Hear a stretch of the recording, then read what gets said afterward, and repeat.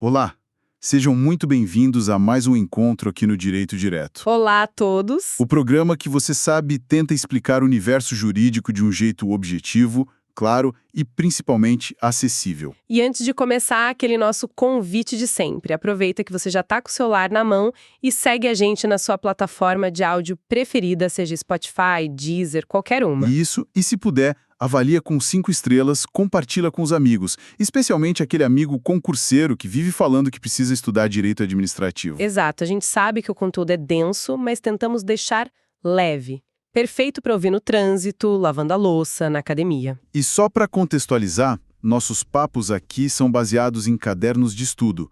Este, por exemplo, tem como base as aulas do professor Bruno Betti sobre o tema. A ideia é que a gente estude junto. Então comenta lá, diz o que achou e fica a dica. Que tal criar uma playlist para cada matéria que a gente aborda aqui? Ajuda muito a organizar. Boa. Dicas dadas, vamos ao que interessa. Hoje o tema é um dos mais importantes e que mais cai em provas. Poderes administrativos. Com certeza. Afinal, o que são esses poderes que a administração pública tem? Parece uma coisa tão distante, né? Então, essa é a primeira coisa que a gente precisa desmistificar. Não é um poder no sentido de privilégio. Pensa neles como instrumentos, como ferramentas. São prerrogativas que o Estado recebe para poder agir em nome do interesse de todos nós, do interesse público. Ferramentas. Gostei da ideia. E a ideia mais importante de todas é que não é um poder escolha, é um poder dever.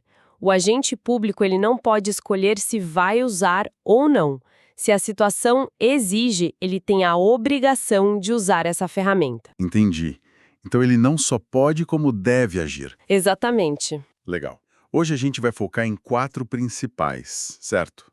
Que são o hierárquico, o disciplinar, o regulamentar e o de polícia. Isso. E só um detalhe importante que às vezes confunde. Alguns autores falam em poder vinculado e poder discricionário. Eu já ouvi falar disso. Pois é. Mas a doutrina que a gente está seguindo aqui entende que eles não são poderes autônomos. São, na verdade, características dos atos administrativos que a gente vai ver mais pra frente. Combinado. Então, antes de entrar no primeiro poder, tem 3 palavras que sempre aparecem juntas e causam uma confusão enorme: abuso, excesso e desvio de poder. Qual a diferença em bom português? Ótima pergunta. Abuso de poder é o gênero, é o termo geral. Ele se divide em 2 espécies. Ok. A primeira é o excesso de poder. Isso acontece quando o agente público age fora da sua competência. Ele faz algo que não podia fazer, que a lei não deu permissão para ele fazer. Ele ultrapassou a linha da competência dele. Perfeito. A outra espécie é o desvio de poder, ou desvio de finalidade. Aqui, o agente até tem competência para fazer o ato, mas ele o faz por um motivo errado. A finalidade dele é diferente da que a lei previa. Tipo um interesse pessoal. Exato. Ou até outro interesse público, mas que não era aquele que a lei queria proteger com aquele ato específico. No excesso, o problema é a competência. No desvio, o problema é a finalidade. Claríssimo. Agora sim, podemos começar pelo primeiro da lista: poder hierárquico. O que ele faz? O nome já dá uma boa pista, né? Ele serve para organizar, para estruturar, para escalonar as funções da administração. É o poder que cria a relação de chefia e subordinação. Ah, então é o organograma da repartição pública. Isso. Mas aqui tem um detalhe mais importante, a pegadinha de prova. A hierarquia só existe dentro de uma mesma pessoa jurídica. Como assim? Pensa no Ministério da Saúde.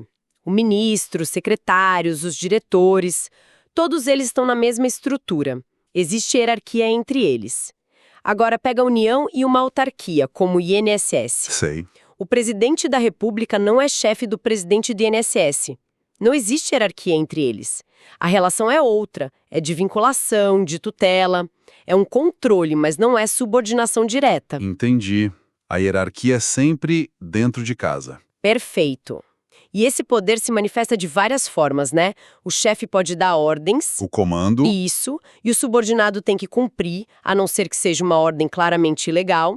O chefe também pode fiscalizar, pode revisar os atos dos subordinados. anulando o que for ilegal ou revogando o que não for mais conveniente. Exatamente. E tem duas palavrinhas famosas: delegação e avocação. Delegar é transferir uma tarefa para outra pessoa. Avocar é o chefe puxar para si uma tarefa que era do subordinado. Certo. Saindo dessa organização interna, vamos para uma situação mais tensa.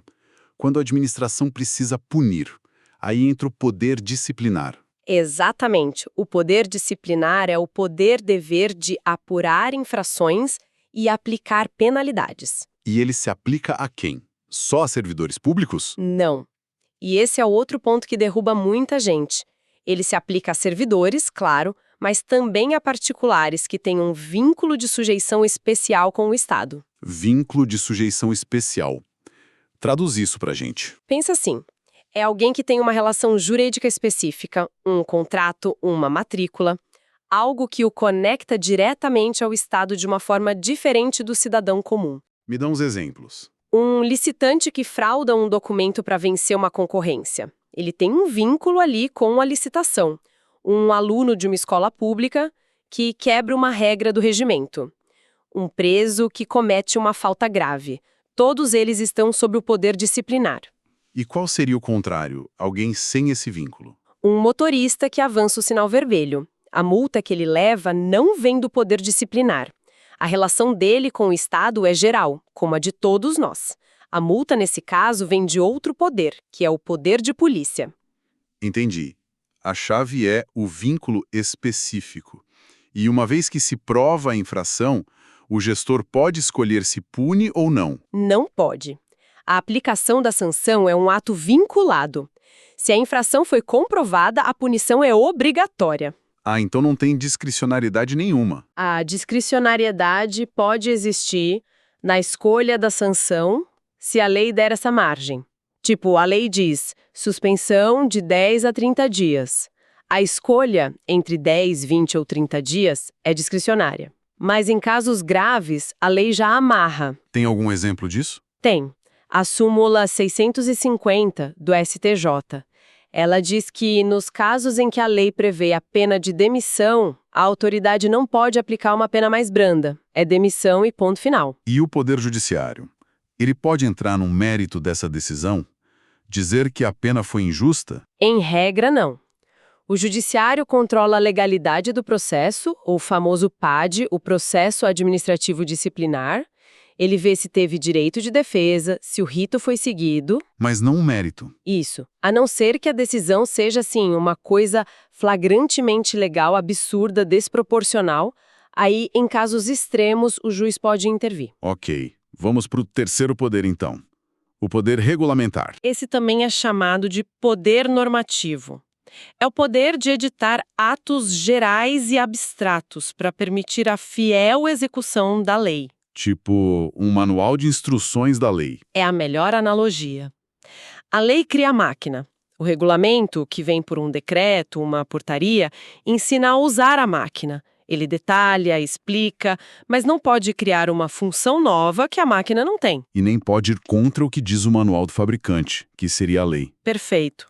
Por isso dizemos que o regulamento não pode ser outra legem, ou seja, ir além da lei, nem contra-legem, contra a lei. Ele tem que ser secundum legem, segundo a lei. Sei. E tem até um mnemônico para isso, né? Tem o rogai. Os atos normativos têm como características serem regras obrigatórias, gerais, abstratas e impessoais. Mas, e os tais decretos autônomos? O nome já sugere que eles não precisam de uma lei para existir. Eles não furam essa regra? Furam completamente. Eles são a grande exceção à regra. Um decreto autônomo não vem para detalhar uma lei. Ele tira sua validade direto da Constituição. Uau! Então, o executivo age como se fosse o legislativo, criando uma norma primária. Exatamente. E o STF já disse que isso é constitucional. O exemplo mais famoso está no artigo 84, inciso 6º da Constituição.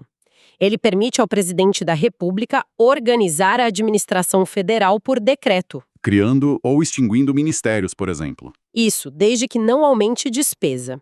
E também extinguir cargos públicos vagos. É uma ferramenta de gestão para dar mais agilidade à máquina pública. Fascinante. Agora chegamos ao último e talvez o mais famoso: o poder de polícia. O campeão de audiência nos concursos. O que ele é, afinal? Poder de polícia é a atividade do Estado que limita ou condiciona o exercício de direitos e liberdades individuais em nome do interesse coletivo. É o Estado dizendo: o seu direito individual termina onde o direito da coletividade começa. Perfeita definição. O conceito técnico está lá no artigo 78 do Código Tributário Nacional. E não é à toa que está no CTN. O exercício do poder de polícia é o que permite a cobrança do tributo chamado taxa. A taxa de fiscalização da vigilância sanitária, por exemplo. Exato. E esse poder tem características bem marcantes que a gente resume no mnemônico DICA. Dica. Vamos lá. D de discricionariedade. Em geral, a administração avalia a conveniência e a oportunidade de agir. I de imperatividade ou coercitividade. A ordem é imposta, não é um pedido. E o A? A de autoexecutoriedade. A administração pode executar suas próprias decisões, na maioria dos casos, sem precisar de uma autorização do juiz. Como interditar um estabelecimento que está vendendo produto estragado. Isso. A vigilância sanitária vai lá e fecha na hora. Não liga para o juiz para pedir permissão. Mas essas características são absolutas.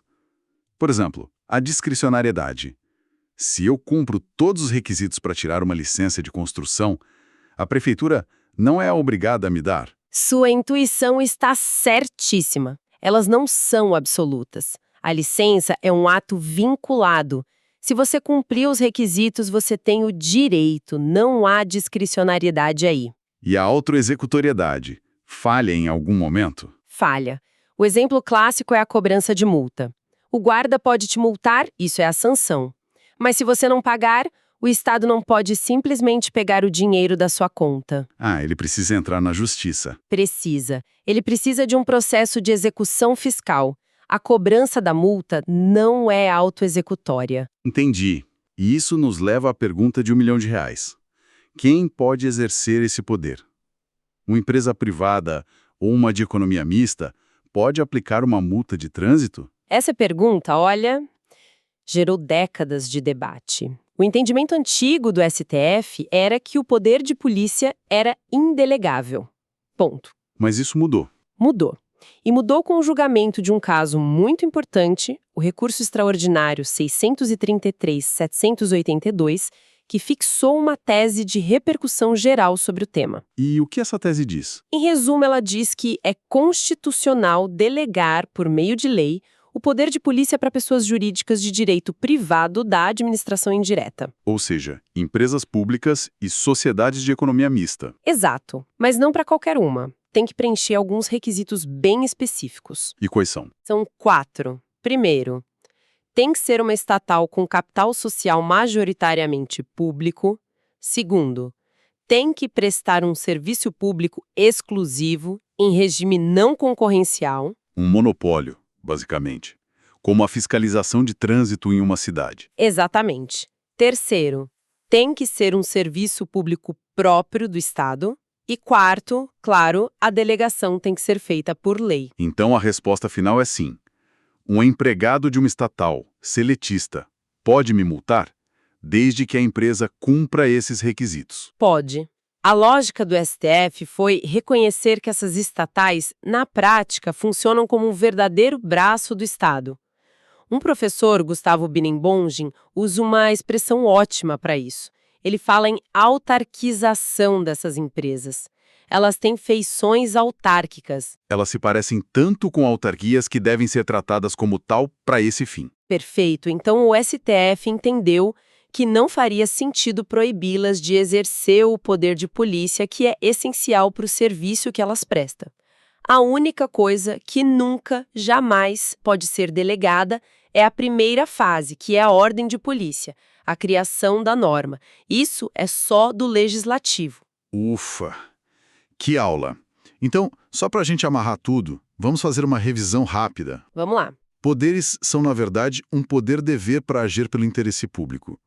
O hierárquico organiza a casa internamente. Isso. O disciplinar pune quem tem um vínculo especial com o Estado. O regulamentar detalha a lei, como um manual de instruções. E o de polícia limita direitos individuais em nome de todos, com as características do DICA e com essa nova possibilidade de delegação que o STF definiu. Excelente, acho que ficou muito mais claro agora. E fica uma reflexão final, né? A gente viu que um conceito que parecia de pedra, o poder de polícia, foi flexibilizado para se adaptar a uma nova realidade da administração. Que atua cada vez mais com parcerias com outras entidades. Exato. E a pergunta que fica no ar é: até onde essa flexibilização pode ir no futuro, sem que a gente perca a essência da proteção do interesse coletivo?